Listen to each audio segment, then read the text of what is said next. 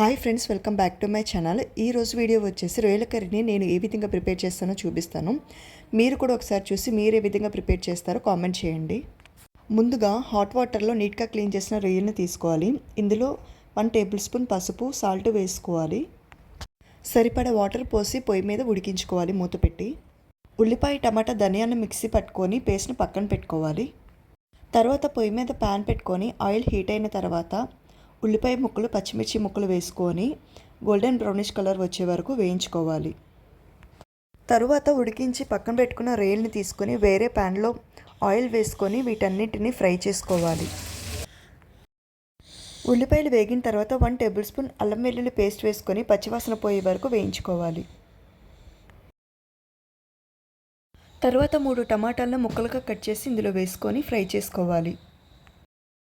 తర్వాత ఇవి ఫ్రై అయిన తర్వాత రుచికి సరిపడ ఉప్పును వేసుకొని ముక్కలన్నిటికి పట్టేలాగైతే కలుపుకోవాలి. ముక్కలన్నిటిని ఒకసారి. టమాటా ముక్కలు ఉడికిన తర్వాత మనం ముందుగా చేసి పెట్టుకున్న టమాటా ఉల్లిపాయ పేస్ట్ని ఇందులో వేసుకొని కలుపుకోవాలి. ఒక 5 నిమిషాల వరకు దీన్ని ఉడికించుకోవాలి. తర్వాత ఫ్రై చేసి పెట్టుకున్న రొయ్యలన్నిటిని ఇందులో వేసుకోవాలి. తర్వాత రొయ్యలన్నిటిని ఒకసారి ఈ విధంగా కలుపుకోవాలి.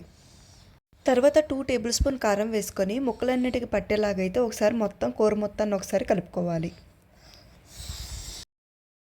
తర్వాత 1 గ్లాస్ వరకు వాటర్ని యాడ్ చేసుకొని ముక్కలన్నిటిని ఒకసారి కలుపుకొని మూత పెట్టి ఒక 10 నిమిషాల వరకు ఉడికించుకోవాలి.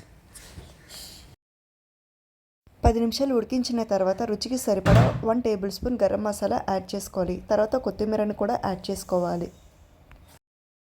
కొత్తిమీర వేసుకున్న తర్వాత 5 నిమిషాలు మూత పెట్టి ఉడికించుకుంటే మనకు కావాల్సిన రొయ్యల కర్రీ అయితే రెడీ అయిపోతుంది. తర్వాత అన్నంలోకి ఈ కర్రీని సర్వ్ చేసుకుంటే చాలా టేస్టీగా ఉంటుంది.